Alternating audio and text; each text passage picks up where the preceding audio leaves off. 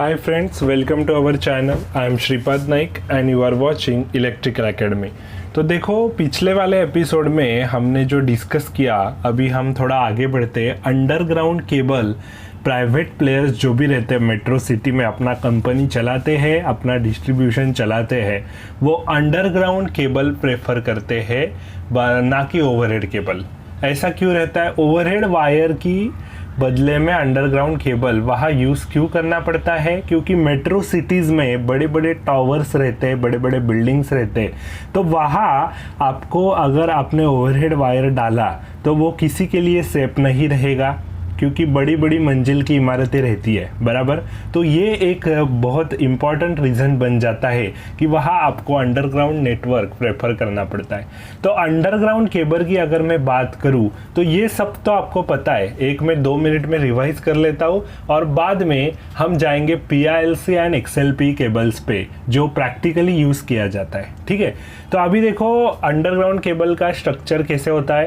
Conductor होता है, आपको पता ही है, ठीक है। कंडक्टर जो करंट कैरी करेगा, बाद में उसके ऊपर रहेगा इंसुलेशन, बराबर, क्योंकि ऐसा बेयर कंडक्टर तो हम रख नहीं सकते।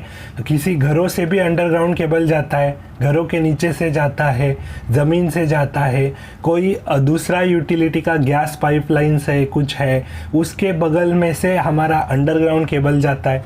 तो इंसुलेशन का लेयर कंडक्टर के ऊपर होता ही है, ओके। उसके बाद रहता है लीड शीट। लीड शीट एक मेटालिक शीट रहता है जो आपको मॉइस्चर से प्रोटेक्ट करता है, बराबर। बाद में बेडिंग का लेयर रहता है, बाद में आर्मरिंग का रहता है और सर्विंग का रहता है। अभी इसमें आपका जो लेड शीट है ये तो लेड का बना होगा, ऑब्वियसली नाम से ही लिख रहा है, ठीक है। बेडिंग जो रहता है, ये बेडिंग हमेशा हेसियन टेप और जूट मटेरियल आपको पता ही होगा, उससे बना होता है, बराबर। बाद में जो हमारा आर्मरिंग होता है ये हार्ड स्टील से बना होता है, एकदम हार्ड स्टील की ऐसी उसमें डाला जाता है, स्टील की ऐसी वायर जैसे ही रहता है, वो ऊपर से डाला जाता है, एक मैकेनिकल स्ट्रेंथ वो प्रोवाइड करता है। और बाद में पूरे केबल को फाइनल टच देने के लिए ये सर्विंग रहता है जो हमारा हार्ड रबर का बना होता है, काला काला ऊपर से आपको दिखेगा। अगर आपने PVC केबल वगैरह अगर कुछ देखा होगा तो ऊपर से आपको केबल को कवर करने के लिए पूरा काला काला लेयर रहता है, वो हमारा हार्ड रबर हो गया, ठीक है। हार्ड रबर से बना हुआ होता है, तो वो फाइनल टच होता है, सर्विंग होता है वो, ठीक है। तो अभी देखो ये एक स्ट्रक्चर तो आपको पता चल गया। अभी ये जो आप देख रहे हैं ये अंडरग्राउंड केबल, ये आपकी सिंगल कोर केबल है, क्योंकि यहाँ आपको एक ही कंडक्टर दिख रहा है ये वाला। लेकिन इसमें सिंगल कोर केबल होता है, 3 कोर केबल होता है। एक रहता है सिंगल कोर केबल, ठीक है, और एक रहता है 3 कोर केबल। तो डिस्ट्रीब्यूशन पावर यूटिलिटी की अगर मैं बात करूं तो वहाँ हम यूज़ करते हैं 3 कोर केबल, क्योंकि 11 kV का अगर अंडरग्राउंड केबल आप डालते हैं 11 kV के फीडर्स के लिए जो हमने अभी डिस्कस किया, तो 11 kV फीडर्स के लिए 11 kV के अंडरग्राउंड केबल 3 कोर केबल रहती है, RYB तीनों फेस के लिए, और डेल्टा कनेक्टेड नेटवर्क रहता है वो। ऑब्वियसली अगर आप पावर ट्रांसफार्मर साइड देखेंगे, 33 kV साइड देखो या 11 kV साइड देखो, डेल्टा कनेक्टेड सिस्टम ही वहाँ प्रेफर करते। बाद में फिर आपका डिस्ट्रीब्यूशन ट्रांसफार्मर रहता है, वो 11/415 वोल्ट करता है कन्वर्ट, तो बाद में आपका स्टार हम फॉर्म कर लेते हैं और हमारा RYBN ऐसा 4 हमारा फिर बाहर लगता है। तो जो आपका LT नेटवर्क है वहाँ न्यूट्रल भी रहता है, बराबर है कि एक फेज और एक न्यूट्रल आप घरों को देंगे, तो वहाँ हम 3.5 कोर केबल यूज़ करते हैं। तो ये जो 0.5 है ये न्यूट्रल के लिए है। 0.5 मतलब सिंगल कोर का एक R फेस के लिए, Y फेस के लिए दूसरा, B फेस के लिए तीसरा, ऐसा 3 कोर का तीनों का एक ही केबल बना, मतलब R face, Y phase, B phase, और उसके ये जो तीनों कंडक्टर एक ही इसमें डाले जाते हैं और एक छोटा कंडक्टर डाला जाता है, इससे हाफ, मतलब ये जो है इससे हाफ, तो ये हुआ 0.5 वाला। तो 3.5 कोर की केबल भी हम LT नेटवर्क के लिए यूज़ करते हैं, और ST नेटवर्क जो है 11 kV का और 33 kV का, वहाँ हम 3 कोर केबल यूज़ करते हैं, ठीक है। और सिंगल कोर केबल ये generally distribution power utility use नहीं करता, ठीक है। तो अभी हम आगे डिस्कस करते हैं। सिंगल कोर का जो केबल रहता है वो बड़े बड़े रन्स डाले जाते हैं, मतलब 220 kV साइड में अगर आपको एकदम मोमेंटरी मतलब एक 3 मीटर 5 मीटर का केबल कहीं से बस से कनेक्ट करना है दूसरी वाली बस को, तो आर फेस का अलग एक सिंगल कोर, वाई फेस का अलग एक, ऐसा यूज़ किया जाता है। इन दैट एप्लीकेशंस वो यूज़ होता है। लेकिन distribution point of view 33 kV और उसके बिलो हम जनरली ज़्यादातर 3 कोर केबल यूज़ करते हैं, ठीक है। तो अभी ये तो आप हमारा पूरा डिस्कशन हो गया। अभी डिस्ट्रीब्यूशन पावर यूटिलिटी जो होता है, distribution power utility metro cities की मैं बात कर रहा हूँ, तो वहाँ जो अंडरग्राउंड केबल यूज़ किए जाते वो बेसिकली 2 टाइप्स के होते हैं। एक होता है आपका PILC केबल और एक होता है आपका XLP cable. PILC and XLP ये 2 इम्पॉर्टेंट दोनों रोल प्ले करते। PILC मतलब paper insulated lead covered, PILC मतलब paper insulated lead covered. Generally देखो ये कंडक्टर के ऊपर जो इंसुलेशन होता है वो पेपर का या तो PVC का बना होता है, बराबर। तो ये जो है ये paper insulated lead cover cable रहता है। और XLP केबल जो है वो क्रॉस लिंक्ड पॉलीइथिलीन। तो ये उनका मटेरियल जो यूज़ किया है केबल बनाने के लिए वो इधर मेंशन किया है इस फुल फॉर्म में, ठीक है। तो PILC केबल और XLP केबल दोनों में ऐसा क्या डिफरेंस है वो अभी हमें जानना वो ज़्यादा ज़रूरी है, क्योंकि दोनों केबल्स यूज़ किए जाते हैं। पहले PILC केबल ज़्यादातर यूज़ करते थे प्राइवेट यूटिलिटीज़, अभी XLP केबल्स ज़्यादा प्रेफर करने लगे। ये नया टेक्निक है, नया मटेरियल यहाँ यूज़ किया है XLP, ये ज़्यादा इसका लॉन्ग लाइफ है, ओके। तो XLP केबल अभी ज़्यादातर यूज़ किया जाता है। और बहुत सारी कंपनियां अभी क्या कर रही है, पहले से उन्होंने कुछ PILC केबल डाल के रखा है तो उस पर ज़्यादा फॉल्ट डेवलप हुआ तो PILC को अभी रिप्लेस कर रहे हैं XLP केबल से, ठीक है। क्योंकि ये XLP केबल बहुत ज़्यादा लॉन्ग लाइफ रहता है और बाकी के बहुत सारे इसके एडवांटेजेस है। तो अभी क्या क्या है ये हम एक बार यहाँ ओवरव्यू कर लेते हैं, मतलब आगे जाके कुछ परेशानी नहीं होगी। तो अभी ऑपरेटिंग टेम्परेचर की अगर मैं बात करूँ तो अंडरग्राउंड केबल का PILC की मैं बात करूँ, PILC केबल की ऑपरेटिंग टेम्परेचर जो रहती है वो 70 डिग्री सेल्सियस पे ऑपरेट करता है। तो 70 डिग्री पे ये ऑपरेट करता है PILC केबल, और ये आपका 90 डिग्री पे ऑपरेट करता है XLP केबल। ऑपरेटिंग टेम्परेचर इसका 70 डिग्री है, XLP का 90 डिग्री है, ठीक है। लाइफ PILC का जो रहता है वो जनरली 20 to 25 ईयर्स, इससे ज़्यादा ये केबल नहीं टिक सकती PILC केबल। लेकिन XLP केबल का जो लाइफ रहता है वो बहुत ज़्यादा होता है, 40 to 50 ईयर्स आसानी से ये टिक जाती है, ये वाली जो केबल रहती है XLP केबल। तो XLP केबल्स का लाइफ बहुत ही ज़्यादा होता है कंपेयर टू PILC केबल।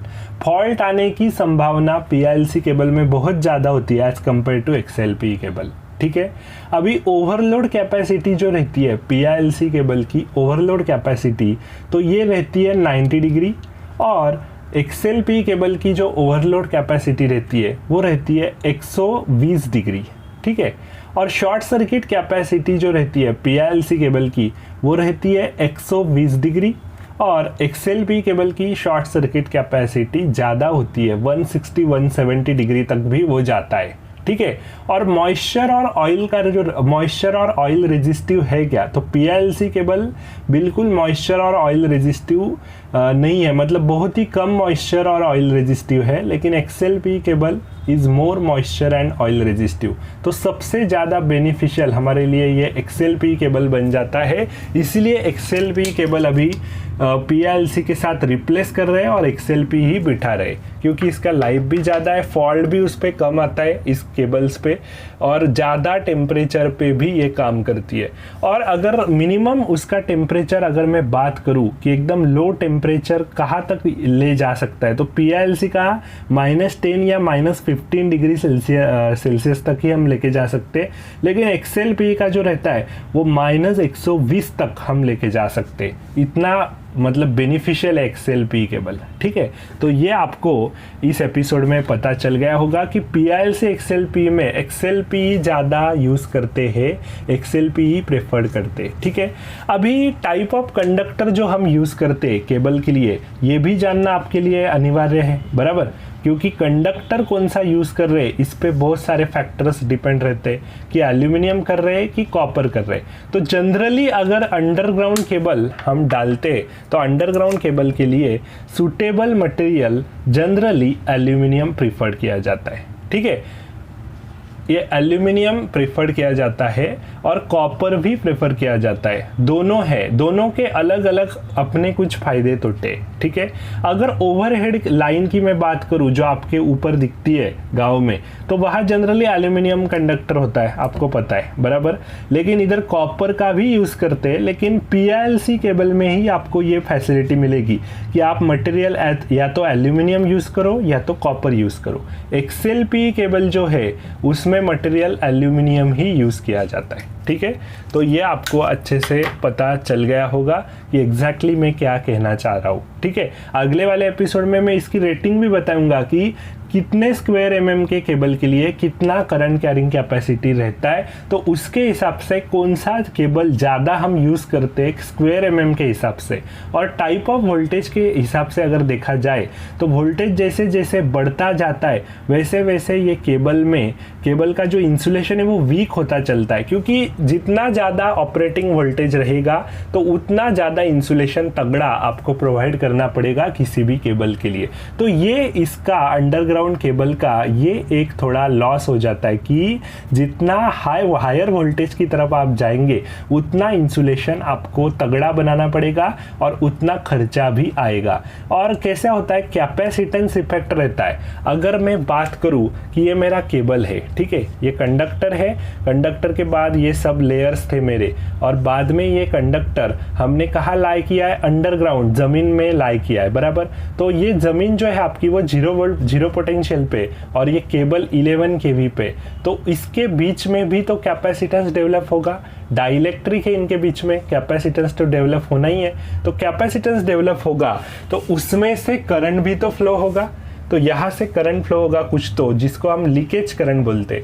तो जितना ज़्यादा आपका ऑपरेटिंग वोल्टेज रहेगा उतना लीकेज करंट भी ज़्यादा आता है। ओके, तो इन दैट केस आपका लॉसेस भी बढ़ता है। इसीलिए कुछ लिमिटेशंस लग जाती है अंडरग्राउंड केबल को कि आप 50 किलोमीटर के आगे अंडरग्राउंड केबल नहीं डाल सकते। मतलब 50 किलोमीटर का एक सेक्शन आप बना सकते, उसके बाद आपको मतलब 50 किलोमीटर के आगे आप अंडरग्राउंड केबल अगर आपने डाला तो आपके लिए वो बेनिफिशियल नहीं रहेगा, बहुत ज़्यादा लॉसेस वो क्रिएट करेगा।